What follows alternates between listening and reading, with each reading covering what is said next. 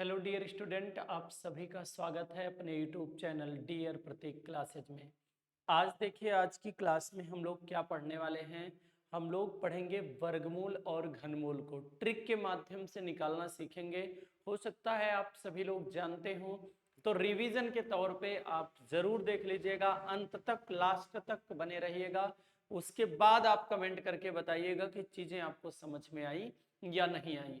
चलिए, आज हम बताते हैं आपको घनमूल। घनमूल देखिए, निकालने के लिए मुझे क्या पता होना चाहिए, कम से कम 15 तक का आपको क्यूब याद होना चाहिए। ठीक है, 15 तक का क्यूब याद होना चाहिए, जो कि हम समय बचाने के लिए पहले से ही लिख करके रखे हैं। एक का क्यूब 1 होता है, 2 का 8, 3 का 27, 4 का 64, 5 का 25 होता है 100 और 6 का 216। ऐसे करके आप 15 तक के क्यूब आप याद कर लीजिएगा।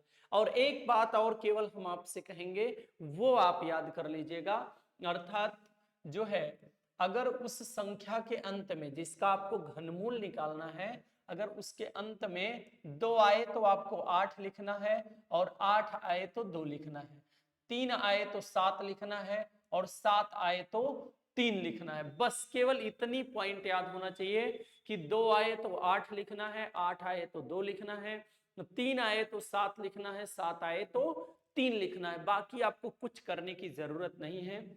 जैसे हमें मान लीजिए आ जाता है एक प्रश्न, हम उठा देते हैं 15,625, इसका मुझे घनमूल पूछा जाता है। इसका आप बताइए घनमूल क्या होगा। तो एक पॉइंट हमें याद रखना है कि बताइए, इसमें से कोई अंक है हमारा, इसमें से हमारा कोई अंक है तो नहीं। अगर इसमें से कोई अंक नहीं है तो इसके अलावा जो भी हमारे अंक आएंगे अंत में, वही अंक हम लोग उठा के लिख देंगे। जैसे 5 आया है तो 5 ही हम लोग लिख लेंगे, और पीछे से 3 अंक को क्या कर देंगे, कट कर देंगे। 3 अंक को पीछे से घनमूल निकालते वक्त कट कर दीजिएगा। जो बची संख्या है 15, अब आप चेक करिएगा कि 15 किसके क्यूब से क्या होना चाहिए, छोटा होना चाहिए, 15 से ज्यादा नहीं होना चाहिए। किसका क्यूब है जो 15 से छोटा है लेकिन ज्यादा नहीं होना चाहिए। जैसे देखिए, अगर हम लोग 3 लेंगे तो इसका क्यूब 27 हो जाएगा, जबकि 27 15 से क्या है, ज्यादा है। हम बता रहे हैं 15 से ज्यादा नहीं होना चाहिए उसका क्यूब, तो क्या लेना पड़ेगा, मुझे 8 लेना पड़ेगा। 8 जो है कम है 15 से, ये किसका क्यूब है, 2 का, तो आप ऐसे 2 लिख दीजिएगा। और इसका आंसर क्या हो जाएगा, इसका आंसर हो जाएगा 25। इसका क्यूब क्या रहा होगा, 25 रहा होगा। ठीक है, ऐसे ही हम एक और सीखते हैं। ठीक है, अभी आपको होमवर्क दे देंगे। अगर मान लीजिए इसी में मुझे पॉइंट का मामला आ जाए, जैसे 15,625 ही लिखा जाएगा। ठीक है, और यहीं पे एक जीरो लगा हो, पॉइंट लगा हो। अगर पॉइंट लग जाएगा तब क्या बातें होंगी, इनको आप देख लीजिए। तो आप मामला वही करेंगे क्यूब के लिए। ठीक है, 25 आ गया तो इसमें 3 3 का क्या बनाएंगे, पेयर। तो 2 पेयर बना, 2 पेयर के बाद आपका पॉइंट लगना चाहिए। इसमें पॉइंट लगाने वाली केवल एक बात मुझे याद रखना है कि 3 3 का पेयर लगा करके उस पे आप पॉइंट लगा दीजिएगा।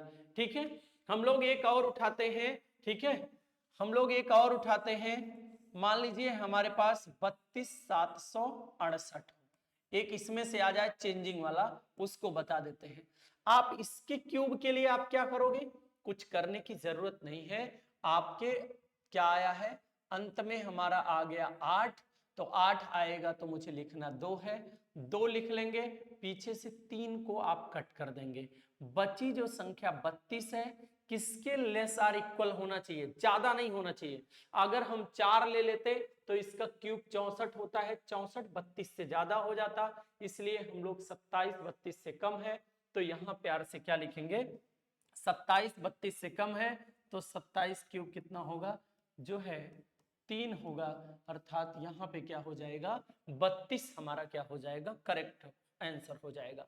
तो ऐसे ही 3 प्रश्न हम आपको करा देते हैं, और उसके बाद हो सकता है चीजें आप और भी प्रश्न लेकर के ऐसे ही प्रयास करिएगा कि पीछे से 3 कट कर दीजिएगा, और लेस आर इक्वल चेक कर लीजिएगा कि इससे ज्यादा ना हो, 32 से ज्यादा ना हो। अगर हम 64 4 का लेते हैं, यहाँ 4 लिखने की अगर हमारी इच्छा होती तो उसका क्यूब 64 होता है, जबकि 32 से ज्यादा होता है।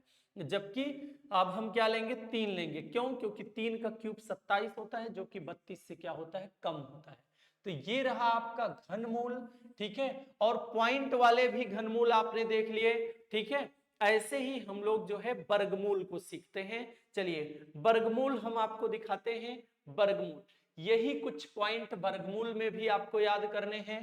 वर्गमूल में आप याद रखिए, यही कुछ पॉइंट हैं वर्गमूल में, इनमें आप याद रखिएगा क्या है, आपको कम से कम कुछ वर्ग याद होने चाहिए। कहां तक? 25 तक तो सबको नॉर्मली याद रहते हैं, लेकिन यहां हम केवल इसलिए रखे हैं कि आपको डायरेक्ट उसमें से समझा देंगे। और यहां से चेंजिंग, वर्गमूल में थोड़ा ज्यादा चेंजिंग होती है, इसको आप याद रखिएगा।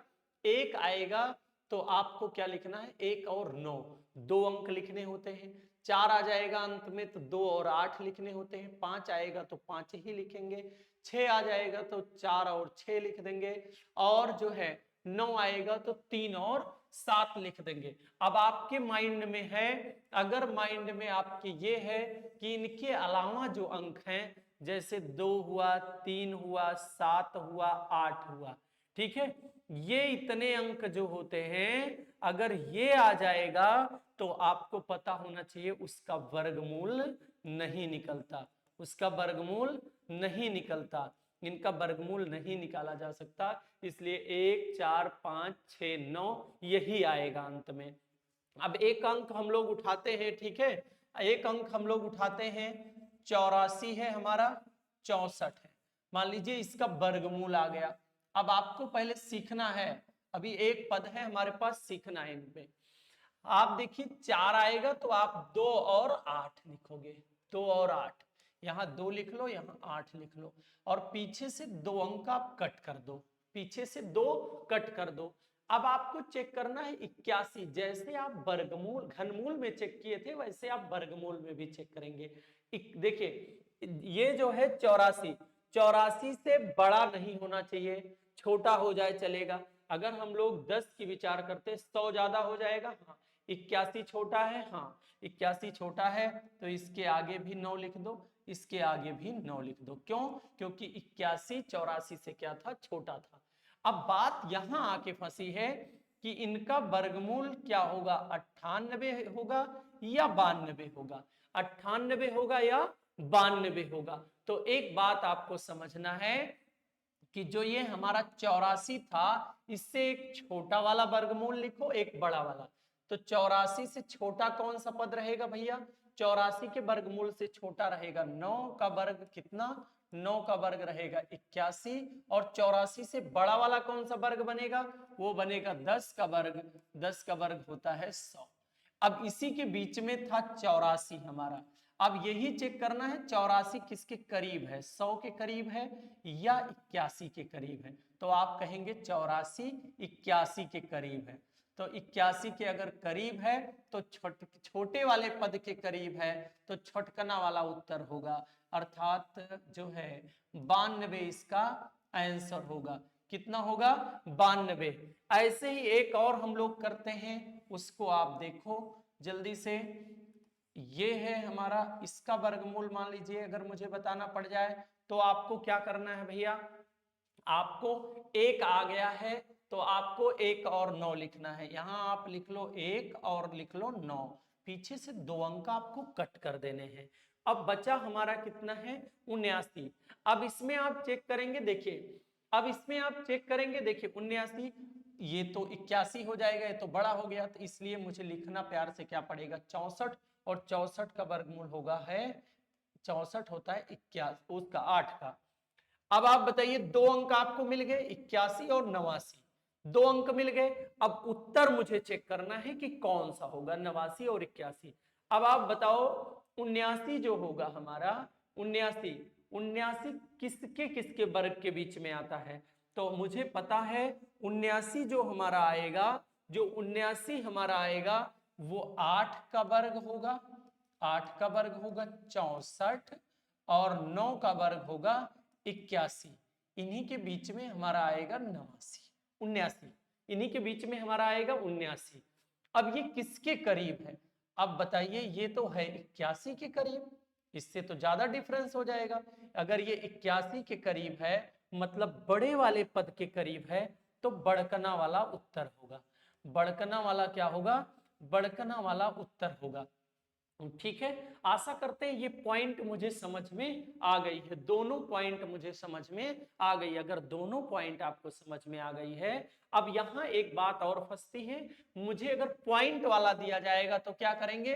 तो उसमें 3-3 का पेयर बनाते थे, इसमें 2-2 का पेयर आप बना के पॉइंट लगा दीजिएगा। ठीक है, अगर मिलेगा पॉइंट वाला तो पॉइंट लगा दीजिएगा।